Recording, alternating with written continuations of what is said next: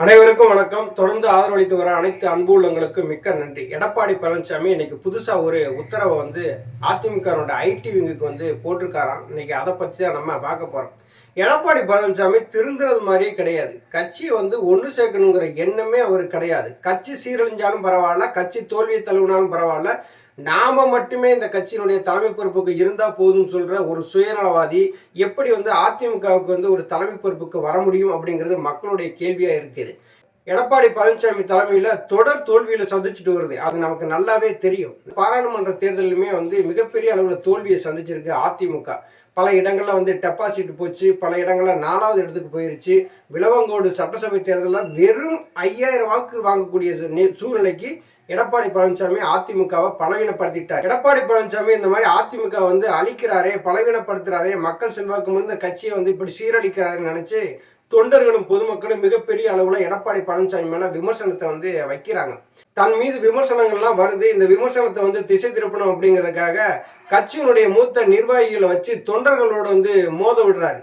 இந்த தொண்டர்களோடு கட்சியினுடைய நிர்வாகிகளை மோத விடுற ஒரு தலைமை அதிமுகவுக்கு தேவையா அப்படிங்கிறத இன்னைக்கு தொண்டர்கள் உணர ஆரம்பிச்சிட்டாங்க. எம்ஜிஆர் உருவாக்கின கட்சி, புரட்சி தலைவி அம்மா அவர்கள் கட்டி காத்த கட்சி, மிகப்பெரிய பேர் இயக்கம், மக்கள் தொண்டாற்றிய இயக்கம், மக்கள் பணி செய்த இயக்கம், மக்களுக்கு பல திட்டங்களை கொடுத்த இந்த இயக்கம் எடப்பாடி பழனிசாமியில மிகப்பெரிய அளவுல சீரழிந்து போகுது. இதை நம்ம ஒருங்கிணைக்கணும் அப்படின்னு தொண்டர்கள்லாம் முடிவெடுத்துட்டாங்க. தொண்டர்களுடைய முடிவுக்கு ஐயா ஓபிஎஸ் அவர்கள் என்ன பண்றாங்க அப்படின்னா, இந்த நடந்து முடிந்த பாராளுமன்ற தேர்தலில் எடப்பாடி பழனிசாமி தலைமையில் மிகப்பெரிய தோல்வியை சந்திச்சிருக்கு. பல இடங்கள்ல டெபாசிட் இழந்திருக்கு. இதை இப்படியே நம்ம விட்டா கட்சியை எடப்பாடி பழனிசாமி அழிச்சிருவாருன்னு சொல்லி கட்சியை ஒருங்கிணைக்கிற வேலையில ஈடுபட்டு இருக்கிறாங்க. ஒரு பக்கம் பாத்தீங்கன்னா சசிகலா அவர்கள் சுற்றுப்பயணம் மேற்கொள்றாங்க தென் மாவட்டங்கள்ல. சசிகலா அவர்கள் சுற்றுப்பயணம் மேற்கொள்வதும் ஐயா ஓபிஎஸ் அவர் ஒற்றுமைக்கு வலியுறுத்தி அவர் அறிக்கை விடுவதும் எடப்பாடி பழனிசாமிக்கு சுத்தமாவே பிடிக்கல. அதனால அவர் என்ன பண்றாரு அப்படின்னா, இப்போதைக்கு தென் மாவட்டங்கள் இருக்கக்கூடிய அந்த உதவாக்கரைன்னு சொல்லுவாங்கல்ல, ஆர்பி உதயகுமார் அவரை வச்சு ஒன்றுத்துக்கும் செல்லா காசு ஆகிற அந்த ராஜன் செல்லப்பா வச்சு ஒரு ப்ரெஸ் மீட் ஒன்று கொடுக்க வைக்கிறாங்க.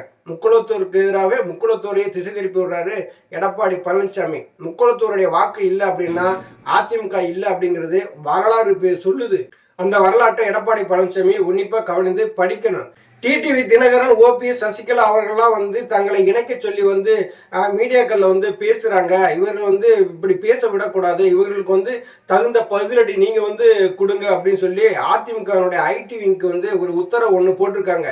சமூக வலைதளங்கள்ல சசிகலா, டிடிவி தினகரன், ஓபிஎஸ் இவர்களை பத்தி நீங்க கடுமையா நீங்க விமர்சனம் பண்ணணும், விமர்சனம் பண்ணியே ஆகணும் அப்படிங்கிற உத்தரவு போட்டிருக்கிறதா சொல்லப்படுகிறது.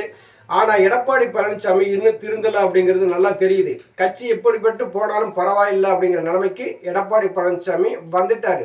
இங்க ஐயா ஓபிஎஸ் அவர்கள் என்ன சொல்றாங்க, கட்சி ஒன்றுபட்டாதான் ஊரக உள்ளாட்சி தேர்தலையும் சட்டமன்ற தேர்தலையும் வெற்றி பெற முடியும் அப்படிங்கிறத அவங்க தொடர்ந்து வலியுறுத்திட்டே வர்றாங்க. திருமதி சசிகலா அவர்கள் என்ன சொல்றாங்க, கட்சி ஒன்றுபட்டா மட்டும்தான் அதிமுக நிலைநிறுத்த முடியும் அப்படிங்கிறது சுற்றுப்பயணம் மேற்கொள்றாங்க. இதையெல்லாம் பார்த்து பொறுத்து கொள்ள முடியாத எடப்பாடி பழனிசாமி என்ன பண்றாரு, தேவையில்லாத ஆட்களை வச்சு விமர்சனம் பண்ண வைக்கிறாரு. இங்க யாருமே எடப்பாடி பழனிசாமியை நோக்கி எங்களை கட்சியில சேர்த்துக்குங்க அப்படின்னு சொல்லவே கிடையாது. ஐயா ஓபிஎஸ் அவர்களும் என்னை கட்சியில ஏத்துக்குங்கன்னு சொல்லல, சசிகலா அவர்களும் சொல்லல, டிடிவி தினகரன் அவர்களும் சொல்லல. ஏற்கனவே பிரஸ் மீட்ல ஐயா ஓபிஎஸ் அவர்கள் என்ன சொல்லியிருக்காங்க அப்படின்னா, எடப்பாடி பழனிசாமிகிட்ட போய் நாங்கள் யாசகம் கேட்க வேண்டிய அவசியமே கிடையாது. யார் எடப்பாடி பழனிசாமி கிட்ட போய் எங்களை கட்சியில இணைத்துக்குங்கன்னு சொன்னது, இந்த மாதிரி அவரே கேள்வி கேட்டு அவரே பதில் சொல்றது நல்லதில்லை அப்படின்னு சொல்லி எச்சரிக்கையும் விடுத்திருக்கிறார். இந்த சூழ்நிலையில தான் ஓபிஎஸ், டிடிவி தினகரன், சசிகலா 3 சொல்லி சமூக வலைதளங்கள்ல நீங்க அவர்களை பத்தி கடுமையான விமர்சனம் வைங்க அப்படின்னு சொல்லி அதிமுக ஐடி விங் பிரிவுக்கு ஒரு கட்டளையிட்டதாக சொல்லப்படுகிறது. ஆனா உண்மையிலேயே எடப்பாடி பழனிசாமி இந்த கட்சியை அழிச்சிட்டே போயிடுவார். அது மட்டும் நமக்கு நல்லா தெரியுது. நன்றி, வணக்கம்.